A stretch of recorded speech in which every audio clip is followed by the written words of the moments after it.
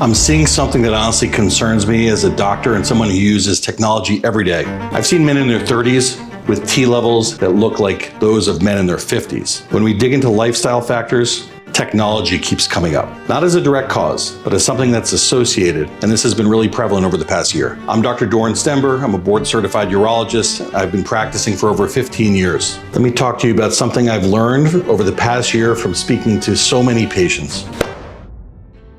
3 types of AI are quietly affecting testosterone levels in ways you may not realize. One is definitely harmful, one is controversial, and one of them may actually be beneficial.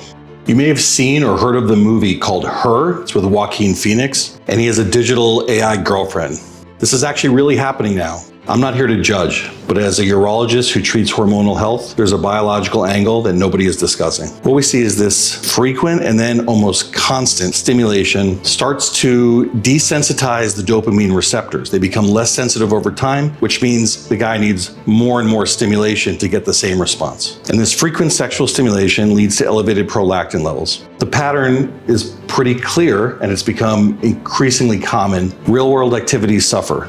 Working out, building relationships, being active. Those things are important for testosterone levels. Those things are important for normal, healthy, psychosocial functioning. Remember, with these AI girlfriends, there's no rejection. They're available 24/7. And so it feels like gratification for some guys who get deep into this. But it's not realistic. It's not real life. It's very shallow. And this can really interfere when you're trying to deal with people, because people are complex. And if the guy thinks that it's replacing something for him, taking the place of something, then that deserves attention. They don't have to quit this cold turkey. They just need to rebuild real social connections. They should join a gym. If they're single, they should approach that girl and start talking. They should reconnect with friends. These should be low-pressure social situations. So try this. If you think you can do better, just start practicing. Start a conversation that's not hitting on someone, but it's just a conversation. And over time, the AI girlfriend becomes less interesting.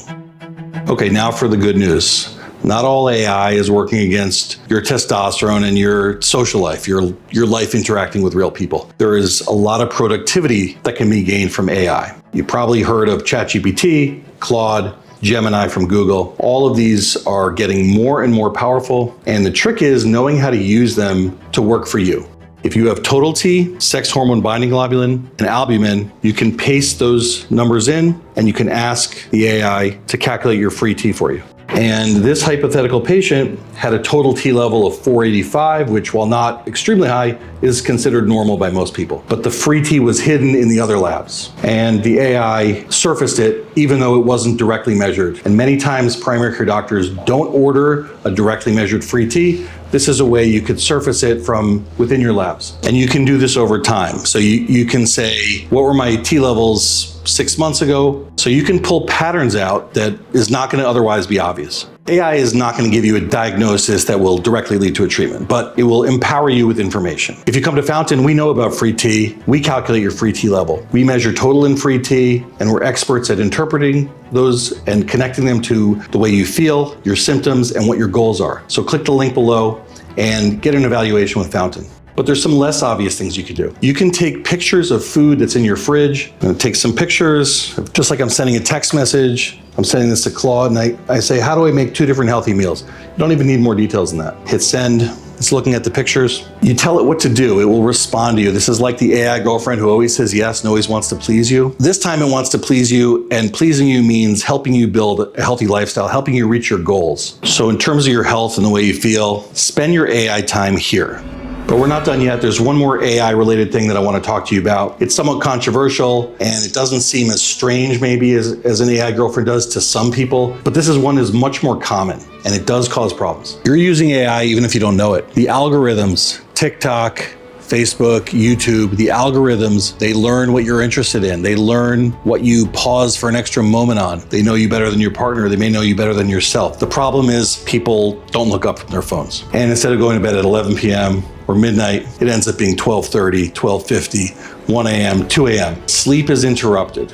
You still have to wake up at the same time. It's associated with declining testosterone, and it's really important to be aware of this and to be very deliberate about it, and you need to make a decision. I'm not gonna do this, you need to put the phone down. Let me show you what you can do. You go to settings, You go to screen time, and then you can click through the different apps. And I think you're gonna be surprised, probably not in a good way, how much time you're spending. You can track it. So your goal should be to decrease this over time, week over week. Okay, here's your action plan. You know something is wrong. You know something feels off. You're not sure what it is. You suspect it may be low testosterone. You can't know it's testosterone unless you measure it. So you gotta get your labs checked.